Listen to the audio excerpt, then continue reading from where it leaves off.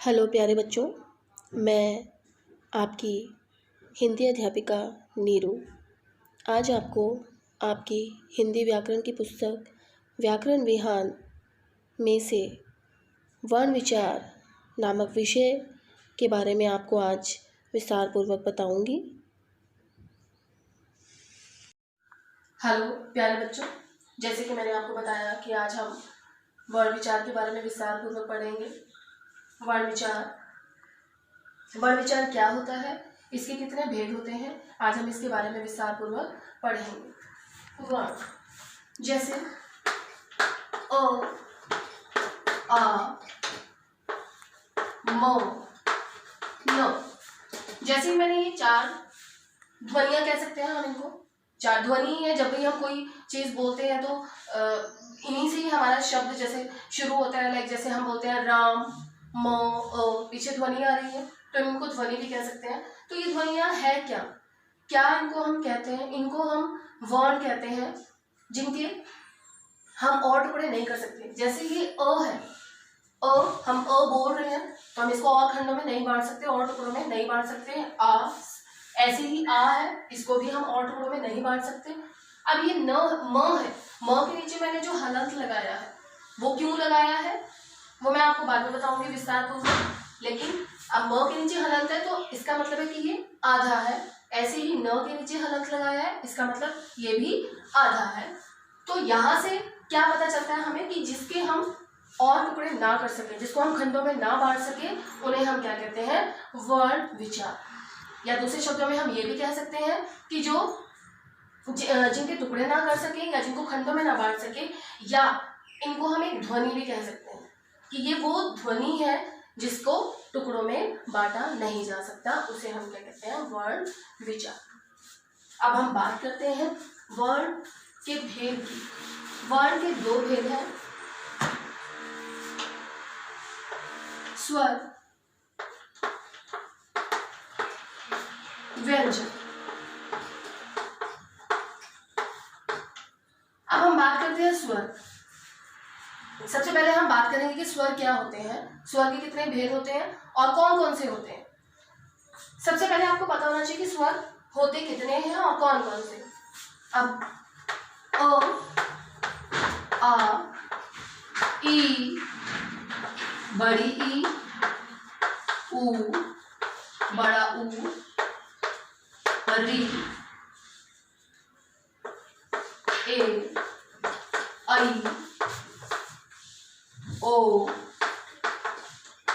औ, अंग, अंगः। स्वरों की संख्या 11 होती है, अ से लेकर औ तक। ये 11 स्वर होते हैं।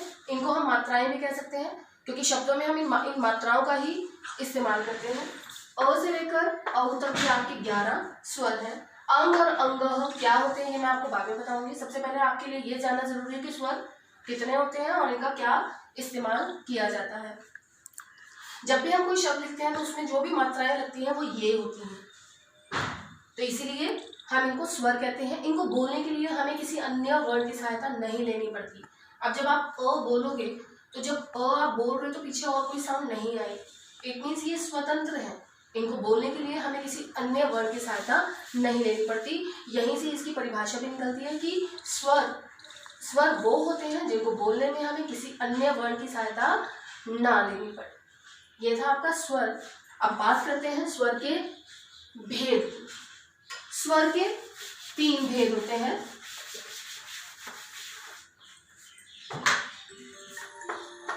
ह्रस्व स्वर, दीर्घ स्वर, पलुत। ह्रस्व का मतलब होता है छोटा, दीर्घ का मतलब होता है बड़ा। ह्रस्व यानी छोटा, छोटे से ही पता चल रहा है हमें जो छोटे हो, जैसे अ। अब ये स्वर की ही बात कर रहे हैं हम लोग, तो स्वरों की ही बात करेंगे हम इसमें। अब जो मैं लिख रही हूँ ह्रस्व स्वर, वो स्वर ही हैं आपके जिनको बोलने में हमें सबसे कम समय लगता है। छोटा यानी छोटे स्वर, और जिनको बोलने में हमें सबसे कम समय लगता है। अ, ई, उ, री, ये हमारे 4 ह्रस्व स्वर हैं। जिनको बोलने में हमें सबसे कम समय लगता है। उसके बाद दीर्घ, जैसे कि मैंने आपको बताया दीर्घ यानी बड़ा, यानी जो आपके बड़े स्वर है, यानी आ, बड़ी ई, बड़ा ऊ, ए, आई, ओ, औ। ये आपके 7 दीर्घ स्वर हैं जिनको बोलने में हमें ह्रस्व से दुगना समय लगता है। अब आप जब इसको बोलोगे आ, ई, ऊ, थोड़ा टाइम लग रहा है ना। अब जो हमने ह्रस्व स्वर लिखे थे तो हम उसको बोल रहे थे अ, ई, ऊ, तो यहीं से पता लगता है दीर्घ यानी बड़ा, जिनको बोलने में हमें ह्रस्व से दुगना समय लगता है। अब हम बात करते हैं पलुप स्वर। पलुप स्वर का प्रयोग हम कहाँ करते हैं? जब हम किसी को बुलाते हैं। इसको संबोधित करने का साइन जो होता है वो ये होता है, उल्टा एस। ये जैसे हम बोलते हैं सुनो, सुनो, पीछे ये वाली साउंड आती है, ध्वनि आती है, सुनो। ओम, ओम में हम ये साइन का इस्तेमाल करते हैं, ये चिन्ह लगता है ओम। बोलने में टाइम लग रहा है, ओम 3 अक्षरों का है, ओम। सुनो, हरि, इस टाइप के वर्ड्स आते हैं, शब्द आते हैं इसमें, जिनको बोलने में हमें ह्रस्व से तिगुना समय लगता है। ये थे आपके स्वर के भेद। एक बार और बता रही हूं मैं आपको। ह्रस्व स्वर जिसको बोलने में हमें सबसे कम समय लगता है, जो संख्या में 4 है। दीर्घ स्वर जिसको बोलने में हमें ह्रस्व से दुगना समय लगता है, जो संख्या में 7 है।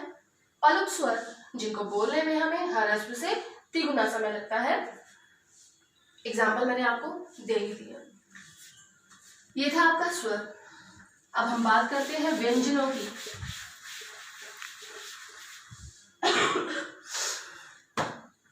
व्यंजन,